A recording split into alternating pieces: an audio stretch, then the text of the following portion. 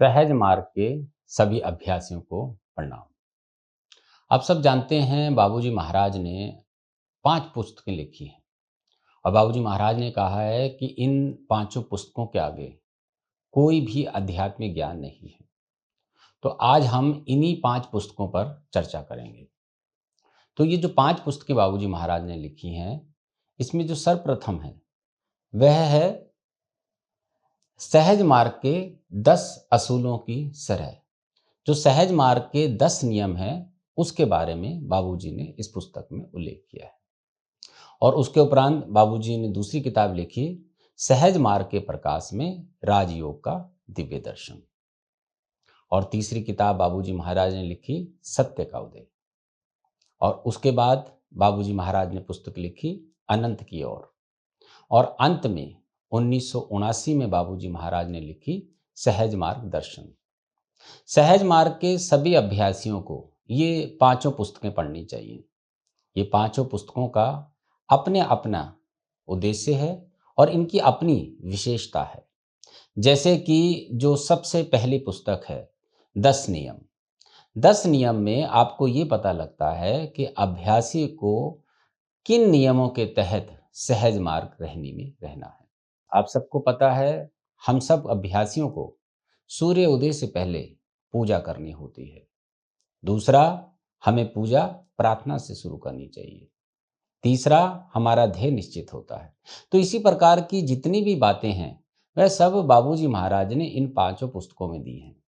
तो जो पहली पुस्तक है, उसमें हमारे सारे नियम आ जाते हैं।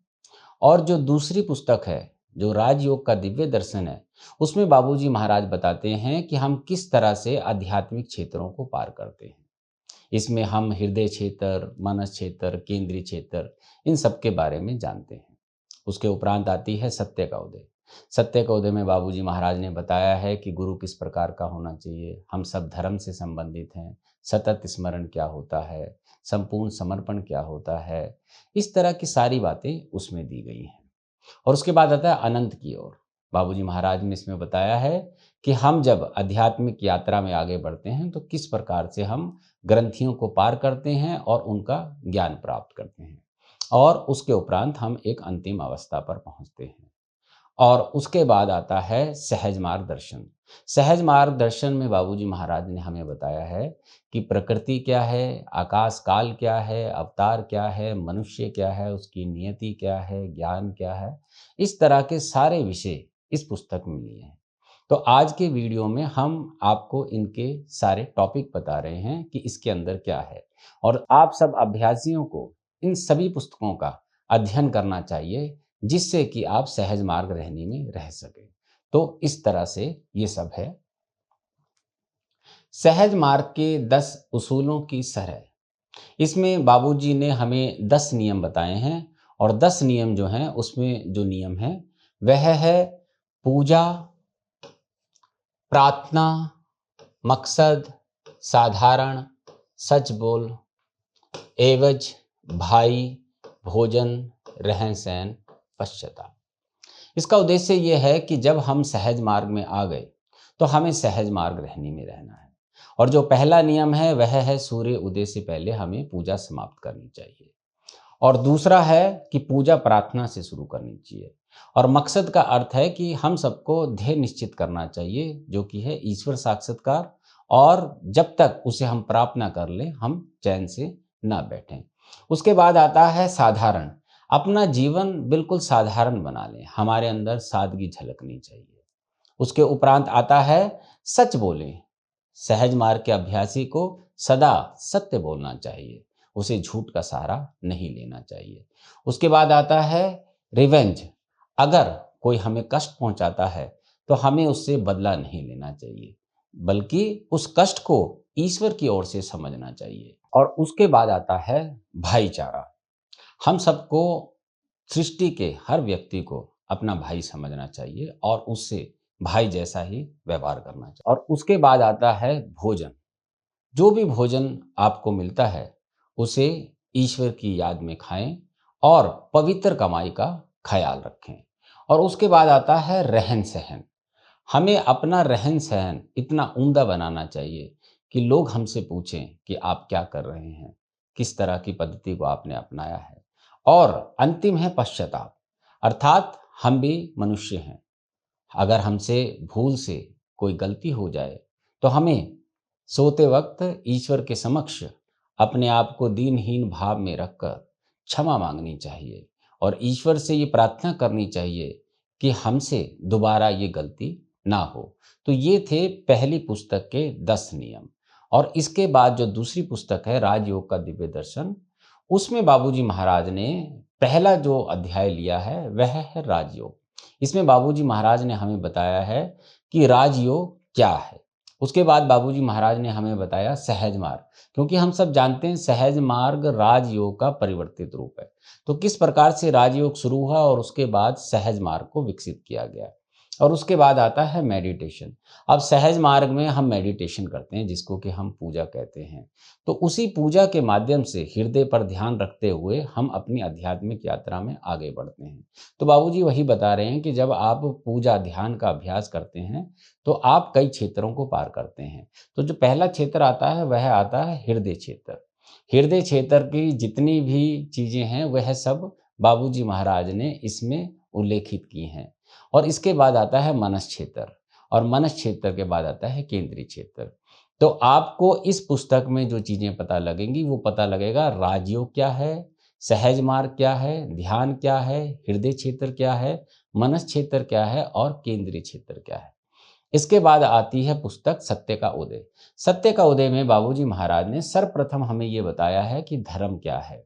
धर्म का अर्थ ये है कि सहज मार्ग में आने से पहले कोई भी व्यक्ति किसी न किसी परिवार में पैदा होता है और वह परिवार किसी न किसी धर्म को अपनाता है। तो बाबूजी महाराज ने धर्म की परिभाषा दी है। उसके बाद बाबूजी महाराज ने कहा है कि हर मनुष्य जो पैदा होता है उसका जीवन का लक्ष्य होना चाहिए। तो जो लक्ष्य है ये इसका दूसरा अध्याय है। जब आपको लक्ष्य पता लग जाता है तो उसके बाद जो चीज़ आती है वो आता है साधन और उपाय।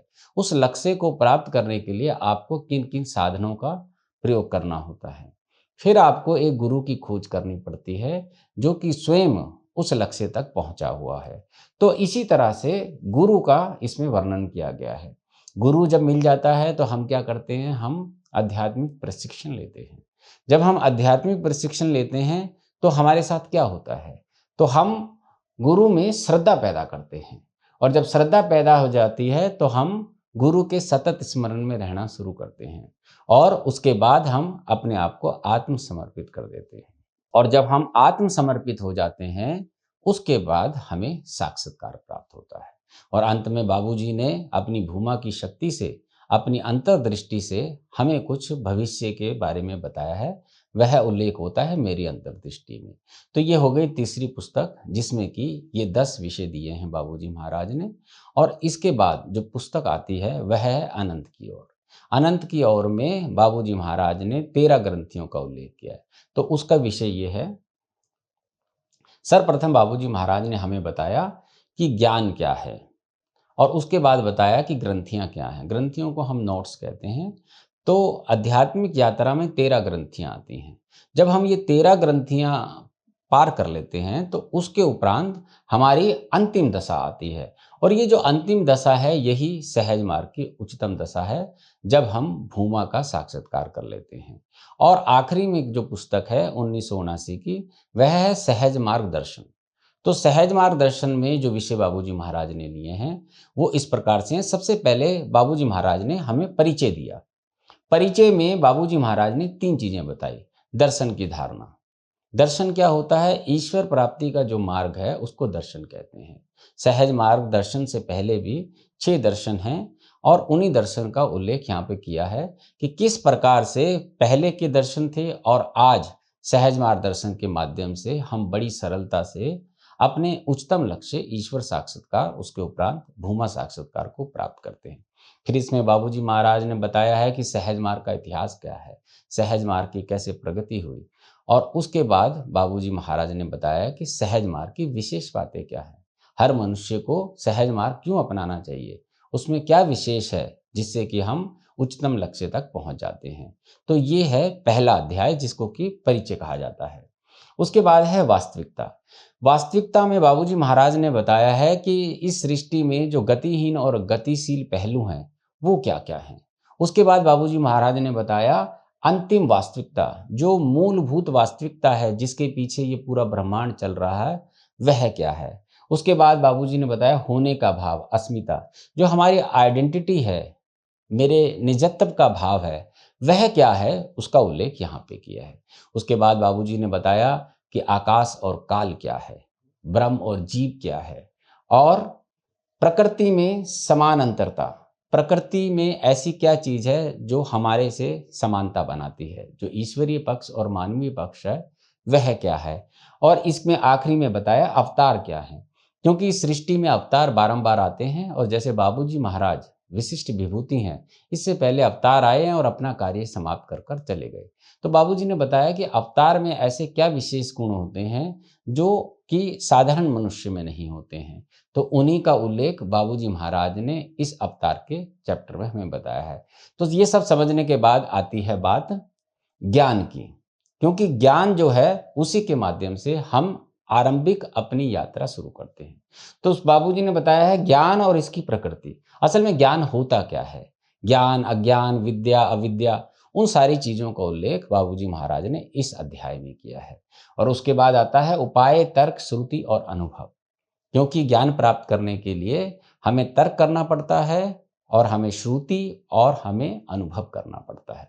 इसके बाद आ जाता है मनुष्य, क्योंकि आखिर में हम सब मनुष्य हैं और हम सबको बाबूजी अंतिम लक्ष्य तक पहुंचाने के लिए इस धरा पर अवतरित हुए हैं। तो मनुष्य के बारे में भी बाबूजी महाराज ने बताया, ब्रह्मांड में उसका स्थान और नियति, कि मनुष्य जो है उसका ब्रह्मांड में क्या स्थान है और उसकी नियति क्या है। जब ये पता लग जाता है तो उसके बाद आता है मानवीय और दैवी समान अंतर तक का अंत।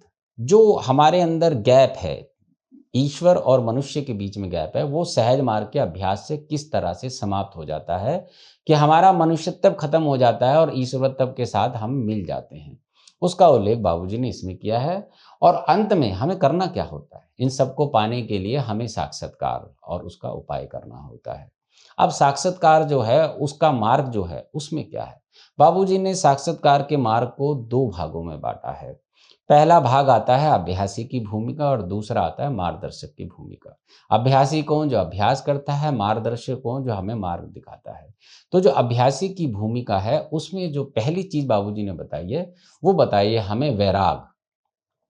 तो हमें अपने भीतर जब वैराग पैदा होता है उसका कैसे अनुभव होता है और वैराग क्या है, वो चीज़ बाबूजी ने इसमें बताई है।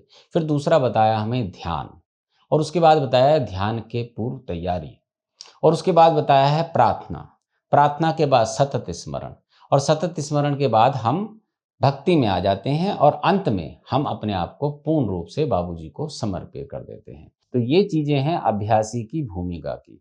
सहज मार्ग का जो भी अभ्यासी है उसमें ये सारे गुण होने चाहिए। वैराग उसके अंदर होना चाहिए, ध्यान उसे करना है, ध्यान के पूर्व तैयारी करनी है, उसको प्रार्थना करनी है, भक्ति करनी है, सतत स्मरण में रहना है, समर्पण करना है। ये सब जो है अभ्यासी को करना पड़ेगा अगर उसको उच्चतम लक्ष्य को प्राप्त करना है। फिर बाबूजी ने बताया है कि जो अभ्यासियों का स्तर ऊपर हो जाता है वो जब मार्गदर्शक के रूप में कार्य करते हैं तो उन्हें क्या करना है।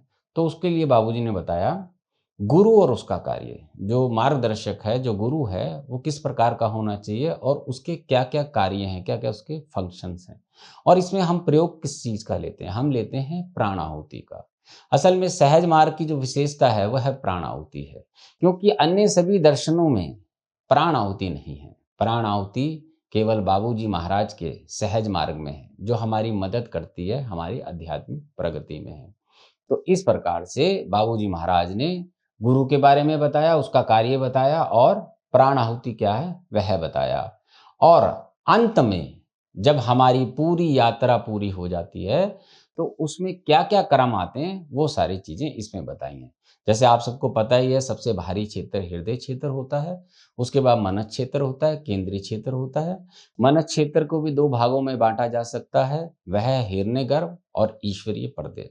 तो इस प्रकार से तीन क्षेत्रों का जो सारा उल्लेख है उनको हम पार करते हुए अपने अंतिम लक्ष्य भूमा तक पहुंचते हैं, जो कि केंद्र है। तो जब 7 प्रकाश के वृत्त हम पार करते हैं, अंत में जो केंद्र है वही भूमा की शक्ति है और वही बाबूजी महाराज हैं। बाबूजी महाराज भूमा की शक्ति लेकर आए हैं और हम सब अभ्यासियों को ईश्वर साक्षात्कार कराने के लिए ही उनका अवतरण इस धरा पे हुआ है। तो अब हम सब अभ्यासियों को करना क्या है? हमें नियमित रूप से अभ्यास करना है, सहज मार्ग रहनी में रहना है जो कि 10 नियम में बताया गया है, और सत्य के उदय में जो 10 बिंदु बताए हैं उन बिंदुओं पे हमें जीने का प्रयास करना है।